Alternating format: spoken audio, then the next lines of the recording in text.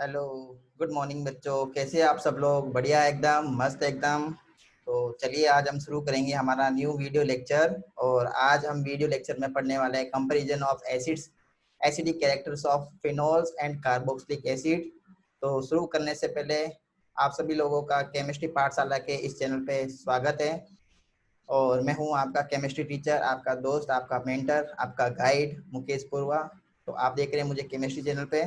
Channel को like करना, share करना, सब्सक्राइब करना ना भूलें। चलिए स्टार्ट करते हैं आज का पॉइंट। तो आज हम पढ़ने वाले हैं बच्चों comparison of acidic character of alcohol, sorry phenol and carboxylic acid. तो हमें इसमें ये पढ़ेंगे कि फिनोल्स आर मोर एसिडिक और कार्बोक्सिलिक एसिड, फिनोल ज्यादा एसिडिक है या carboxylic acid. So obviously carboxylic acid are more acidic as compare to phenol. तो इसका हम रीजन पढ़ेंगे, इसका हम रीजन जानेंगे बच्चों। Due to resonance carboxylic acids are more acidic as compare to phenol. तो रेजोनेटिंग स्ट्रक्चर जानने से पहले हमें ये देखना है बच्चों, जब भी हम कार्बोक्सिलिक एसिड को या फिनोल को जब हम पानी में डिसोल्व करते हैं, वैसे जब ये आयोनाइज फॉर्म में होता है तो जो कार्बोक्सिलिक एसिड है वो किसके अंदर कन्वर्ट हो जाता है बच्चों? कार्बोक्सिलेट आयन के अंदर कन्वर्ट हो जाता है। और ब्रोनस्टेड थ्योरी के अकॉर्डिंग जब कोई भी एसिड्स क्या होता है बच्चों, किसी भी एसिड्स का अगर कॉन्जुगेट बेस स्ट्रॉन्ग होता है, अगर वो स्टेबल होता है, इसका मतलब वो क्या है? एसिड स्ट्रॉन्ग एसिड होता है या अच्छा एसिड माना जाता है उसको। अगर क्या है वो, इसका कॉन्जुगेट बेस क्या हो बच्चों? स्टेबल हो, रेजोनेंस से स्टेबल हो, तो वो क्या माना जाता है? वो अच्छा एसिड माना जाता है। तो यहाँ पे कार्बोक्सिलिक एसिड की हम बात करेंगे बच्चों। जब हम कार्बोक्सिलिक एसिड को पानी में डिसोल्व करते हैं या किसी भी सॉल्वेंट के अंदर डिसोल्व करते हैं तो अपने आयंस के अंदर डिसोसिएट हो जाता है। अब जब वो आयन के अंदर डिसोसिएट हो जाता है तो जैसे कार्बोक्सिलिक एसिड में हम बात करें तो क्या कौन कौन से आयन बनेंगे? हाइड्रोजन आयन बनेगा और कार्बोक्सिलेट आयन बनेगा। इसी टाइप से जब हम फिनोल को किसी सॉल्वेंट के अंदर डिसोल्व करते हैं तो फिनोल के अंदर कौन कौन से आयंस बनेंगे बच्चों? हाइड्रोजन आयन देगा और फिनोक्साइड आयन देगा। तो सबसे पहले हम बात करेंगे बच्चों कार्बोक्सिलिक एसिड की। तो कार्बोक्सिलिक एसिड के अंदर रेजोनेटिक स्ट्रक्चर किस प्रकार से होती है? This is the structures of carboxylic acid. ये कार्बोक्सिलिक एसिड की स्ट्रक्चर है बच्चों।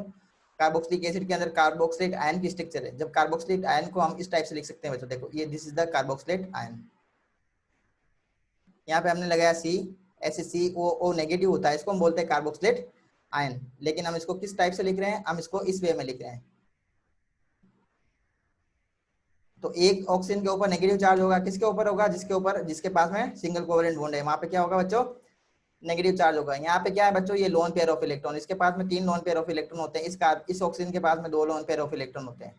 अब यहाँ पे क्या है बच्चों, ये जो है ना, इसके पास में लोन पेयर ज्यादा है और एक नेगेटिव चार्ज भी है। तो ये क्या करेगा? ये अपने पेयर पेयर के इलेक्ट्रॉन को यहाँ पे ट्रांसफर करेगा। तो इस कार्बन के पास में 5 बॉन्ड हो जाएंगे और 5 बॉन्ड कभी भी एग्जिस्ट नहीं करते हैं। तो ये क्या करेगा बच्चों? ये कार्बन और ऑक्सीजन के जो बीच का डबल बॉन्ड है ये आगे शिफ्ट हो जाएगा। ऐसे ये आगे शिफ्ट हो जाएगा तो नया हमारे पास में जो रेजोनेटिंग स्ट्रक्चर बनेगी वो कुछ इस टाइप से बनेगी। This is the resonating structure. ये रेजोनेटिक स्ट्रक्चर बनी है हमारे पास में। जब ये बॉन्ड यहाँ पर ये लोन पेयर के इलेक्ट्रॉन इस कार्बन और ऑक्सीजन के बीच में आएंगे तो यहाँ पे क्या बन जाएगा? Double bond. यहाँ पे अब लोन पेयर घट के कितने रह जाएंगे बच्चों? 4। तो इसमें लोन पेयर कितने रह जाएंगे? 2। 4 इलेक्ट्रॉन रह जाएंगे, 2 लोन पेयर रहेंगे इसके अंदर। और यहाँ पे कितने हो जाएंगे बच्चों? 3 लोन पेयर होंगे। ये 3 लोन पेयर हो गए। और यहाँ पे मैं क्या लिख दूंगा? Negative charge. अब हमें ये देखना है बच्चों, यहाँ पे जो नेगेटिव चार्ज है वो कहाँ कहाँ पे डीलोकलाइज है? नेगेटिव चार्ज सिर्फ ऑक्सीजन के ऊपर डीलोकलाइज है। यहाँ पे हमने देखा था इस ऑक्सीजन के ऊपर नेगेटिव चार्ज था। जब दूसरी हमने इसकी रेजोनेटिव स्ट्रक्चर देखते हैं तो उसमें भी क्या हम देखते हैं कि ऑक्सीजन के ऊपर नेगेटिव चार्ज है। जब ऑक्सीजन के ऊपर नेगेटिव चार्ज होता है तो ये इसकी स्टेबिलिटी को इंक्रीज करता है, क्योंकि ऑक्सीजन क्या होता है बच्चों? मोर इलेक्ट्रोनेगेटिव एटम होता है। क्योंकि ऑक्सीजन की इलेक्ट्रोनेगेटिविटी कार्बन के कंपैरिजन में बहुत ज्यादा होती है। ऑक्सीजन की इलेक्ट्रोनेगेटिविटी 3.5 है, कार्बन की 2.5 होती है। इसी टाइप से ये तो हमने रेजोनेटिक स्ट्रक्चर देख ली किसके अंदर? कार्बोक्सिलेट आयन के। अब हम देखेंगे बच्चों रेजोनेटिक स्ट्रक्चर्स इन फिनोक्साइड आयन। तो फिनोक्साइड आयन कब बनेगा बच्चों? जब फिनोल को हम किसी सॉल्वेंट में डिसोल्व करते हैं तो जो फिनोल है ना बच्चों, ये this is the structures of phenol. ये फिनोल की स्ट्रक्चर है, ये फिनोल है। तो जैसे इसको पानी में डिसोल्व करते हैं तो ये क्या है? H प्लस को क्या कर देता है? बाहर निकाल देता है और इस टाइप की स्ट्रक्चर बनती है। यहाँ पे लोन पेयर कितने आएंगे बच्चों? 3 लोन पेयर आएंगे। जब लोन पेयर 3 आते हैं तो यहाँ पे क्या आ जाता है बच्चों? एक नेगेटिव चार्ज भी आ जाता है। अब इसके अंदर रेजोनेंस शुरू होगा। रेजोनेंस कैसे शुरू होगा, ये जो लोन पेयर के जो इलेक्ट्रॉन्स है वो कहाँ आएंगे, इस कार्बन पे आएंगे, इस कार्बन और ऑक्सीजन के बीच में आएंगे। जो नेक्स्ट रेजोनेटिक स्ट्रक्चर बनेगी वो कुछ इस टाइप से बन जाएगी। ये ऑक्सीजन है, यहाँ पे डबल बॉन्ड क्रिएट हो गया। अब यहाँ पे जो लोन पेयर है वो कितने रह गए, 2 लोन पेयर। अब ये जो बॉन्ड है ना बच्चों, ये शिफ्ट होकर कहाँ आ जाएगा, यहाँ आ जाएगा। तो यहाँ पे क्या आ जाएगा, नेगेटिव चार्ज, ये स्ट्रक्चर बनेगी। अब क्या होगा बच्चों, नेक्स्ट स्ट्रक्चर के अंदर ये नेगेटिव चार्ज यहाँ आएगा, तो ये जो डबल बॉन्ड है वो यहाँ शिफ्ट हो जाएगा, ये शिफ्ट होगा, तो जो नेक्स्ट स्ट्रक्चर बनेगी बच्चों वो ये बन जाएगी, this is the next structure. ये बॉन्ड इधर आएगा तो यहाँ पे बॉन्ड बन जाएगा, ये शिफ्ट होकर यहाँ आ जाएगा तो यहाँ पे नेगेटिव चार्ज आ जाएगा। और अब ये जो है ना बच्चों, ये वाला वो ऐसे कैसा रहेगा, तो ये हमने यहाँ पे लिखा हुआ ऐसा कैसा, ठीक है। ये आप लोगों को समझ में आ गया होगा, ये फिफ्थ रेजोनेटिक स्ट्रक्चर। अब बच्चों ये क्या होगा, ये जो नेगेटिव चार्ज है ना वो यहाँ पे शिफ्ट होगा, ये यहाँ पे शिफ्ट होगा, तो ये डबल बॉन्ड यहाँ पे नहीं रहेगा, ये डबल बॉन्ड शिफ्ट होकर क्या कहाँ पे आ जाएगा, इस 5 नंबर कार्बन पे आ जाएगा। जब इस 5 नंबर कार्बन पे ये रेजोनेट ये सॉरी 6 नंबर कार्बन पे आ जाएगा, ये 6 नंबर कार्बन है, तो ये 6 नंबर कार्बन पे जब ये बॉन्ड यहाँ पे आ जाता है तो यहाँ पे क्या आ जाएगा बच्चों, एक नेगेटिव चार्ज आ जाएगा। ये नेगेटिव चार्ज आया तो स्ट्रक्चर कुछ किस टाइप की बन जाएगी बच्चों, ये स्ट्रक्चर बन जाएगी। अब क्या होगा बच्चों, नेक्स्ट स्ट्रक्चर के अंदर ये जो नेगेटिव चार्ज है वापस 6 नंबर कार्बन और 1 नंबर कार्बन के बीच में आएगा, ये जो नेगेटिव चार्ज है, तो यहाँ पे क्या बनेगा, डबल बॉन्ड बनेगा। तो यहाँ डबल बॉन्ड बनेगा, तो यहाँ डबल बॉन्ड यहाँ पे क्या होगा, यहाँ नहीं रहेगा, वापस अपने ऑक्सीजन के पास में आ जाएगा, तो ऑक्सीजन के पास में वापस क्या आ जाएंगे, 3 लोन पे आ जाएंगे, पहले वाली स्ट्रक्चर वापस आ जाएगी। लेकिन पहले वाली और स्ट्रक्चर नंबर 3 और स्ट्रक्चर नंबर 7 इसके अंदर जो डबल बॉन्ड की सिचुएशन है वो दोनों एक दूसरे की क्या है बच्चों, अपोजिट है। यहाँ पे हम ये देखना है बच्चों, यहाँ पे जो नेगेटिव चार्ज आया ना वो कहाँ पे आया है, यहाँ पे नेगेटिव चार्ज आया है कार्बन नंबर और तो पोजिशन पे आया है, और तो पोजिशन पे आया और पेरा पोजिशन पे आया। और तो और पेरा पोजिशन के ऊपर क्या आता है बच्चों, नेगेटिव चार्ज आता है, जो कि क्या करता है, इसकी स्टेबिलिटी को डिक्रीज करता है। स्टेबिलिटी को डिक्रीज क्यों कर रहा है, क्योंकि यहाँ पे क्या है बच्चों, कार्बन है, और कार्बन क्या है, लेस एलिमेंट है, less electronegative element as compare to oxygen. Oxygen के कंपैरिजन में इसकी इलेक्ट्रोनेगेटिविटी कम होती है, ऑक्सीजन के कंपैरिजन में इसकी इलेक्ट्रोनेगेटिविटी कम होते हुए भी यहाँ पे कार्बन के ऊपर क्या आ रहा है बच्चों, नेगेटिव चार्ज आ रहा है, जो इसकी स्टेबिलिटी को क्या करता है, डाउन करता है, डिक्रीज करता है। इस वजह से जब हम कार्बोक्सिलेट आयन और फिनोक्साइड आयन की स्टेबिलिटी को देखते हैं तो यहाँ पे carboxylate ion is much more stable as compared to phenoxide ion, so carboxylic acids are more stronger as compared to phenol. I think the point is clear, आप लोगों को समझ में आ गया होगा। ये सारा स्ट्रक्चर दिया हुआ है, ये पूरा इसमें लिखा हुआ है, आप इसको देख सकते हैं, इसको आराम से लिख सकते हैं। तो यही पूरा जो लिखा हुआ है, जो मैंने बताया आपको, यही पूरा इसमें लिखा हुआ है, आप इसको देख लेना, आप इसको नोटबुक में नोट कर लेना। In carboxylate ion the structure 1 and 2 the negative charge on the carboxylate ion is delocalise over the 2 oxygen atoms. तो दोनों ऑक्सीजन के एटम के ऊपर क्या होता है, वो डीलोकलाइज होता है, क्योंकि नेगेटिव चार्ज है, और नेगेटिव चार्ज कहाँ आया बच्चों, ऑक्सीजन के ऊपर आया, किसमें, कार्बोक्सिलेट आयन के अंदर आया, तो उसकी स्टेबिलिटी को क्या करता है, वो इंक्रीज करता है। जबकि फिनोक्साइड आयन के अंदर जो नेगेटिव चार्ज आता है वो कहाँ पे आता है बच्चों, कार्बन के ऊपर आता है। कार्बन के ऊपर कहाँ कैसे आ रहा है, स्ट्रक्चर नंबर 4, 5 और 6 को जब हम देखते हैं तो यहाँ पे ये कार्बन है, ये देखो ये कार्बन है, यहाँ पे दिस इज द कार्बन, यहाँ पे एक कार्बन है, यहाँ एक कार्बन है, तो नेगेटिव चार्ज कहाँ पे आ रहा है, फिनोक्साइड आयन में कार्बन के ऊपर आ रहा है। जब कार्बन के ऊपर नेगेटिव चार्ज आ जाता है तो इसकी स्टेबिलिटी को ये क्या कर देता है, कम कर देता है, so that the phenoxide ion is less stable as compared to carboxylate ion, that's why carboxylic acid are much more stronger as compared to phenol. I think the point is clear, point clear हो गया। अब हम next point की तरफ बढ़ते हैं, important point, और जो इंपॉर्टेंट पॉइंट है वो है effect of substituents on the acid strength of aliphatic acids. तो एलिफेटिक एसिड्स के ऊपर कौन कौन से सब्स्टिट्यूएंट लगते हैं और उनकी एसिड की स्ट्रेंथ को वो कैसे इंक्रीज करते हैं या डिक्रीज करते हैं। तो देखो बच्चों, दो टाइप के सब्स्टिट्यूएंट होते हैं। एक सब्स्टिट्यूएंट होते हैं वो क्या करते हैं, इलेक्ट्रॉन को विड्रॉल करते हैं, कहां से, कार्बोनाइल ग्रुप से। कार्बोक्सिलिक एसिड के अंदर हम पढ़ेंगे बच्चों कार्बोक्सिलिक एसिड के अंदर हम पढ़ेंगे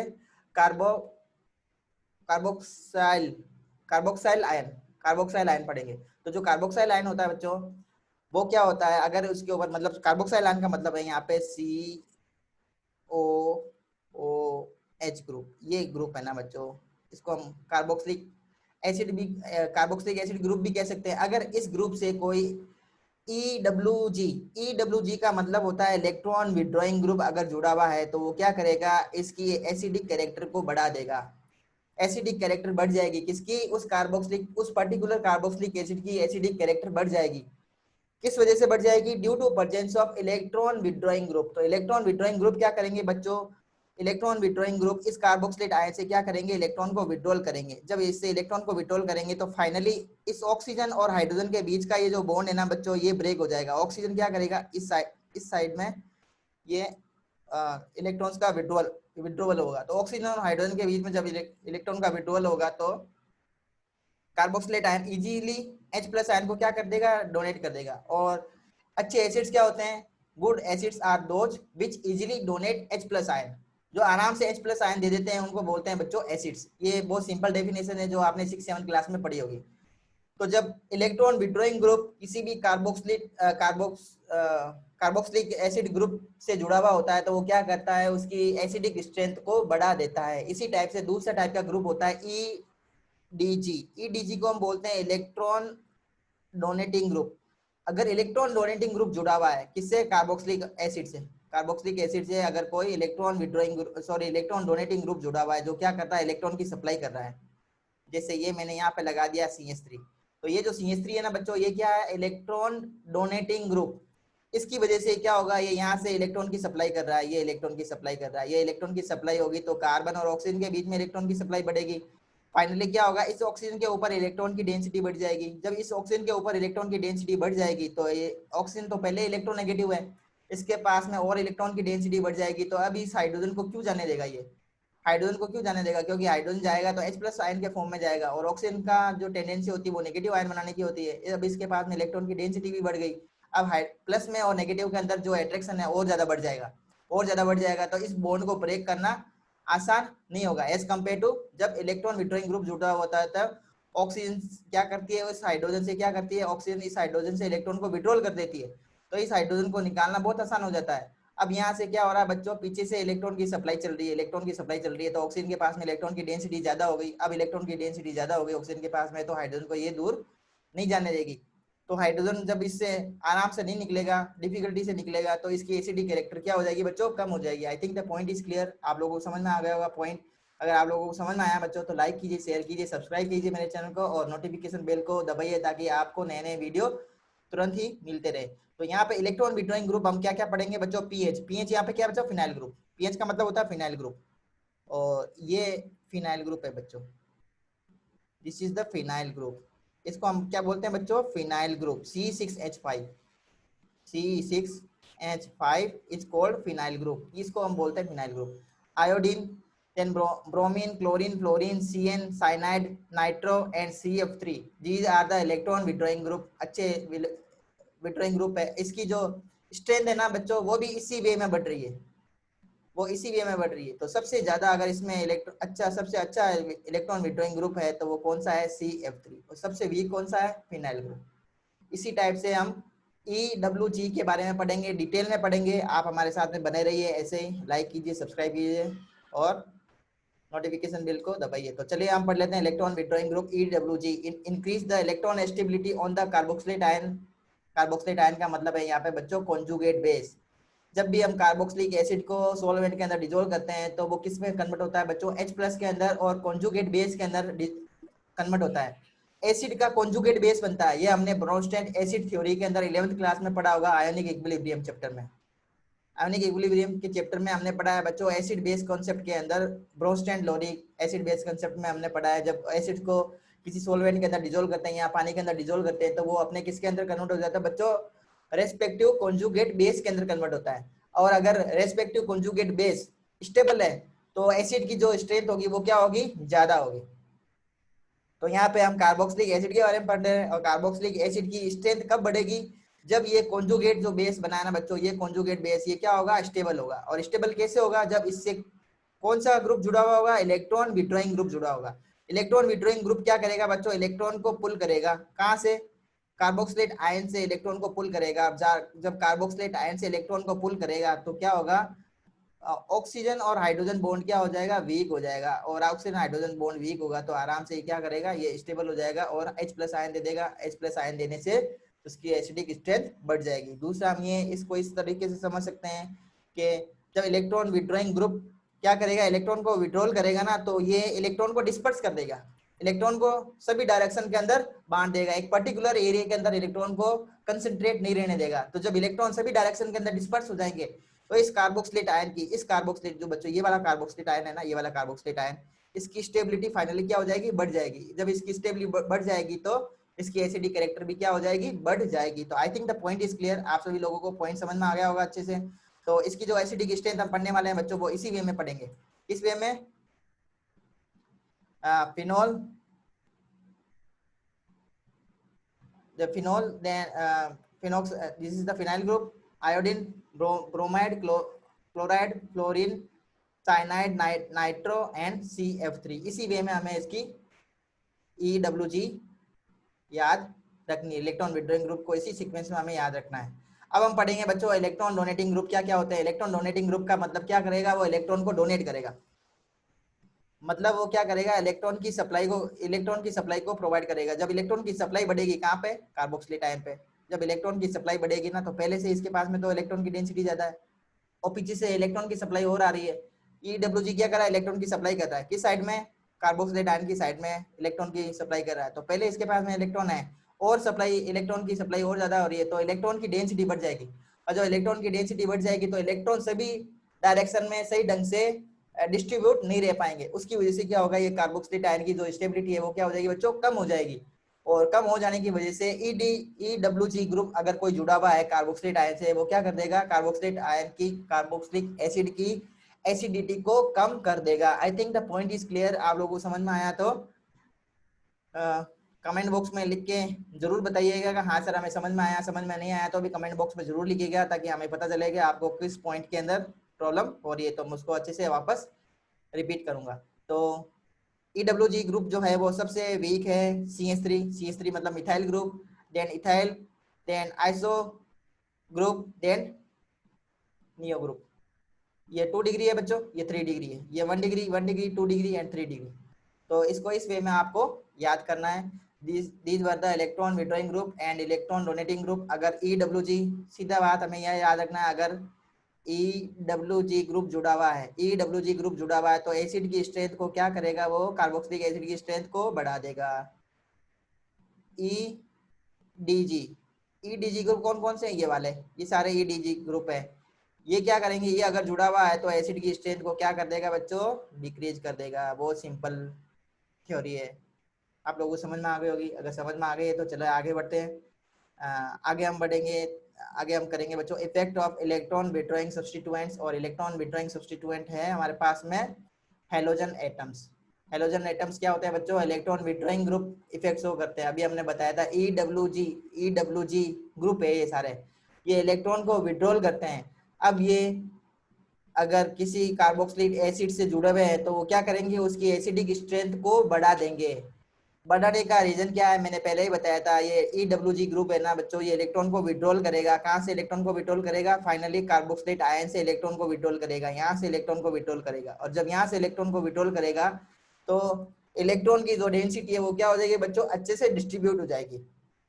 और जब अच्छे से इलेक्ट्रॉन की डेंसिटी हो जाएगी तो इसकी स्टेबिलिटी भी बढ़ जाएगी और इसका एसिडिक नेचर बढ़ जाएगा। दूसरा, हम किस वे में इसको समझ सकते हैं, जब यहाँ से ये इलेक्ट्रॉन को पुल करेगा बच्चों, ये यहाँ से इलेक्ट्रॉन को पुल करेगा तो फाइनली यहाँ से इलेक्ट्रॉन को कम, फिर यहाँ से इलेक्ट्रॉन कम हो जाएंगे, फाइनली ऑक्सीजन के पास में इलेक्ट्रॉन कम हो जाएंगे। अब ऑक्सीजन के पास में हमें पता है oxygen is the most electronegative in all the in this molecule. इस मॉलिक्यूल के अंदर ऑक्सीजन सबसे ज्यादा इलेक्ट्रोनेगेटिव एटम है।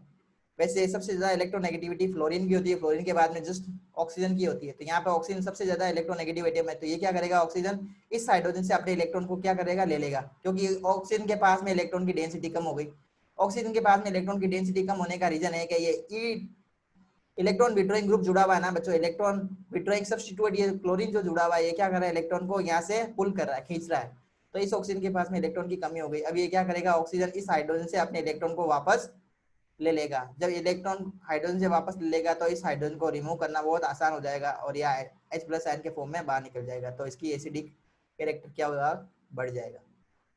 इसी टाइप से इसमें देखते हैं बच्चों, ये एसिडिक एसिड दिया हुआ, तो एसिडिक एसिड क्या करेगा बच्चों, ये +I इफेक्ट शो करता है। प्लस आई इफेक्ट का मतलब होता है electron donating group. Electron donating group हमेशा प्लस आई इफेक्ट शो करते हैं। इलेक्ट्रॉन विड्रॉइंग ग्रुप हमेशा नेगेटिव आई इफेक्ट शो करते हैं। नेगेटिव आई इफेक्ट का मतलब होता है negative inductive effect, positive inductive effect. इसका मतलब ये इलेक्ट्रॉन की सप्लाई करेगा, इलेक्ट्रॉन की सप्लाई फाइनली ऑक्सीजन पे होगी, इस ऑक्सीजन के ऊपर होगी, तो इसके बीच का ये बॉन्ड है ना बच्चों, ये स्ट्रॉन्ग हो जाएगा। और ये बॉन्ड स्ट्रॉन्ग हो जाएगा तो it will be very hard to remove this hydrogen as compared to this molecule. So the acidic nature of chloroacetic acid is much more higher as compared to acetic acid. I think the point is clear. आप लोगों को point समझ में आ गया होगा। अगर आप लोगों को पॉइंट समझ में आया है तो चलिए आगे बढ़ते हैं और इसको हम नेक्स्ट एग्जाम्पल से क्लियर करते हैं। तो नेक्स्ट एग्जाम्पल है हमारे पास में effect of nature of halogens. किस टाइप के हेलोजन जुड़े हुए हैं और इसकी क्या इफेक्ट पड़ती है एसिडिक कैरेक्टर के ऊपर। तो हमारे पास में जो हेलोजन जुड़े हुए हैं बच्चों, सिर्फ एक एक हेलोजन हमने जोड़ा है और एक एक हेलोजन हमने किसको डिस्प्लेस करके जोड़ा है, एसिटिक एसिड लिया हमने। Acetic acid CH3 COOH, this is the acetic acid, ये एसिटिक एसिड है। अब मैंने क्या किया बच्चों, इस हाइड्रोजन को रिमूव किया। एक हाइड्रोजन को रिमूव करके मैंने क्या जोड़ दिया, फ्लोरीन को ऐड कर दिया। जब मैं इसको यहाँ पे फ्लोरीन को ऐड कर देता हूँ तो ये बन जाएगा। अगर मैं हाइड्रोजन को हटा के क्लोरीन ऐड कर देता हूँ तो ये बनेगा। ब्रोमीन ऐड करता हूँ तो ये बनेगा। आयोडीन ऐड करता हूँ तो ये बनेगा। अब मैं अगर इसकी एसिडिक स्ट्रेंथ देखता हूँ तो fluoro acidic acid is most acidic among all the 4 acids present over here. तो जितने भी 4 एसिड्स दिए हुए हैं ना बच्चों, इसमें सबसे ज्यादा एसिडिक नेचर किसकी होगी, फ्लोरो एसिटिक एसिड की होगी, फ्लोरो एथेनोइक एसिड की होगी। फ्लोरो एथेनोइक एसिड भी बोलते हैं।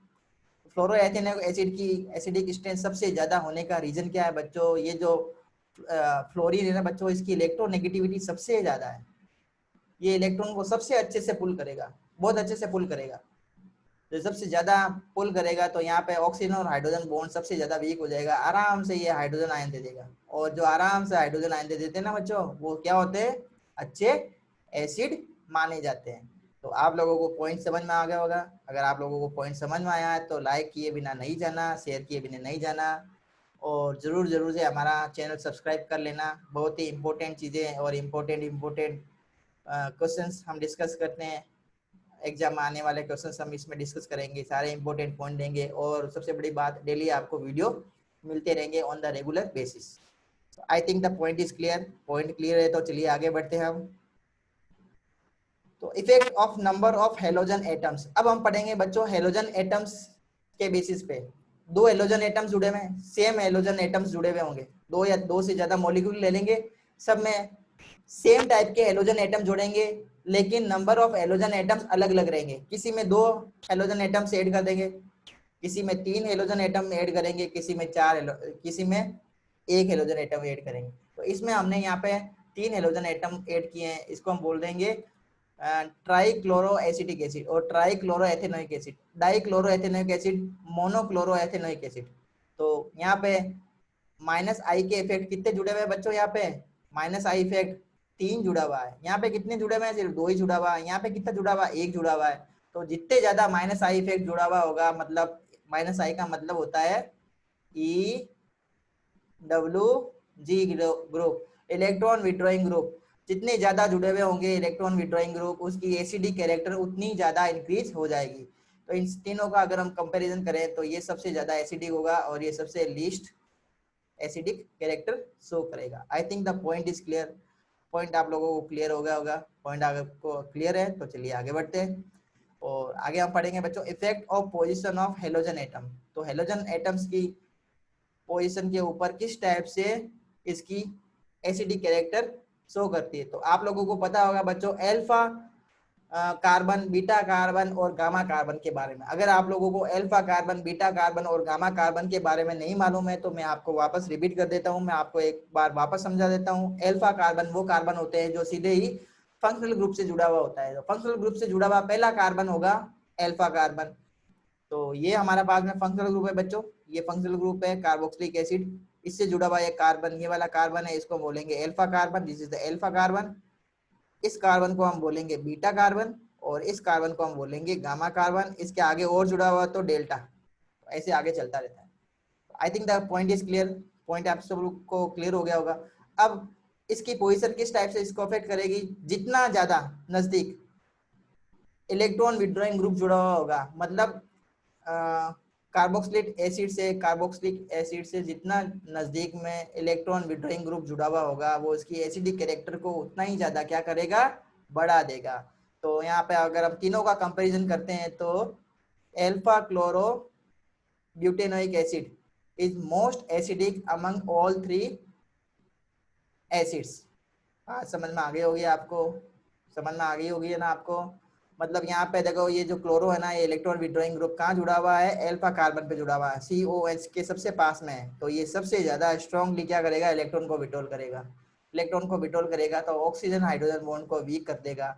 हाइड्रोजन को निकालना बहुत आसान हो जाएगा H+ के फॉर्म में, मतलब इसके एसिडिक कैरेक्टर को बढ़ा देगा। यहाँ पे इलेक्ट्रॉन विड्रॉइंग ग्रुप तो जुड़ा हुआ है लेकिन एल्फा कार्बन पे नहीं जुड़ा हुआ, यहाँ नहीं जुड़ा हुआ, यहाँ जुड़ा हुआ है। तो जितना दूर जाएंगे ना फंक्शनल ग्रुप से वैसे वैसे उसकी क्या कम होती रहती है बच्चों, उसकी इफेक्ट भी कम होती रहती है। जैसे एक मैग्नेट को आयरन के पास में लेके आते हैं तो उसकी सबसे ज्यादा अट्रैक्शन पावर होती है जब आयरन को मैग्नेट के पास में रखते हैं, और जैसे जैसे उस मैग्नेट को उस आयरन से दूर करते जाते हैं वैसे वैसे उसकी स्ट्रेंथ भी कम होती जाती है। सिमिलरली सेम वे में जैसे जैसे हम फंक्शनल ग्रुप ये इलेक्ट्रॉन विड्रॉइंग ग्रुप को फंक्शनल ग्रुप से दूर करते जाएंगे, जैसे जैसे हम दूर करते जाएंगे, इससे ज्यादा दूर यहाँ पे हो गया, इससे ज्यादा दूर यहाँ पे हो गया, तीसरे नंबर पे सबसे ज्यादा दूर है। तो यहाँ पे इलेक्ट्रॉन विड्रॉइंग ग्रुप बहुत ही कम एग्जिस्ट में होगा, और यहाँ पे इसकी एसिडिक कैरेक्टर उतनी ज्यादा डिक्रीज नहीं होगी जितनी की एल्फा पोजीशन पे एसिडिक कैरेक्टर इंक्रीज होती है। तो I think the point is clear. आप सभी लोगों को पॉइंट क्लियर हो गया होगा। अगर आप लोगों को पॉइंट क्लियर हो गया है बच्चों तो लाइक कीजिए, शेयर कीजिए, सब्सक्राइब कीजिए हमारे चैनल को, और ऐसे ही हमारे साथ में बने रहिए प्यारे प्यारे नए नए अच्छे अच्छे वीडियो देखने के लिए। तो चलिए हम स्टार्ट करते हैं। तो आप सभी लोगों का स्वागत है बच्चों केमिस्ट्री पाठशाला का इस चैनल में। तो मैं हूँ आपका दोस्त मुकेश पुरवा, आपका गाइड, आपका टीचर, आपका मेंटर। तो कैसे हो आप सभी लोग, सब बढ़िया हो ना। तो चलिए आज हम शुरू करते हैं बच्चों, effect of type of hybridisation of carbon atom carrying a COOH group. क्या होगा बच्चों अगर COOH ग्रुप से ऐसा हाइब्रिडाइज मतलब जो जुड़ा हुआ कार्बन है, COOH से जो कार्बन जुड़ा हुआ उसकी हाइब्रिडाइजेशन को अगर हम चेंज करते रहते हैं, जैसे जनरली ये एसिड हमने लिया, एसिटिक एसिड लिया हमने, acetic acid CH3 COOH, this is the acetic acid. अब इस एसिटिक एसिड के अंदर ये फंक्शनल ग्रुप है बच्चों, this is the functional group. अब इस फंक्शनल ग्रुप से ये जो ग्रुप जुड़ा हुआ है बच्चों, ये मिथाइल ग्रुप, इसका हाइब्रिडेशन अगर हम चेक करते हैं तो इसका हाइब्रिडेशन क्या है बच्चों, sp3 है। अब मैं यहाँ पे एक ऐसा ग्रुप जोड़ देता हूँ जिसका हाइब्रिडेशन क्या हो बच्चों, sp2 हो। क्या हो, sp2 हो। कैसे जोड़ूंगा मैं, जैसे मैं एग्जांपल ले लेता हूँ बेंजोइक एसिड का। मैंने एग्जांपल लिया किसका बच्चों, बेंजोइक एसिड का। This is the benzoic acid, benzoic acid. अब बेंजोइक एसिड के अंदर ये जो कार्बन है ना बच्चों, COOH, ये ग्रुप है हमारा फंक्शनल ग्रुप। ये किस कार्बन से जुड़ा हुआ है, इस कार्बन से जुड़ा हुआ है। और इस कार्बन की हाइब्रिडेशन क्या है, यहाँ पे sp2 हाइब्रिडाइज है ये। तो sp2 हाइब्रिडाइज कार्बन जो होते हैं ना बच्चों, उसकी इलेक्ट्रोनेगेटिविटी sp3 के कंपैरिजन में ज्यादा होती है। ये देखो बच्चों, sp2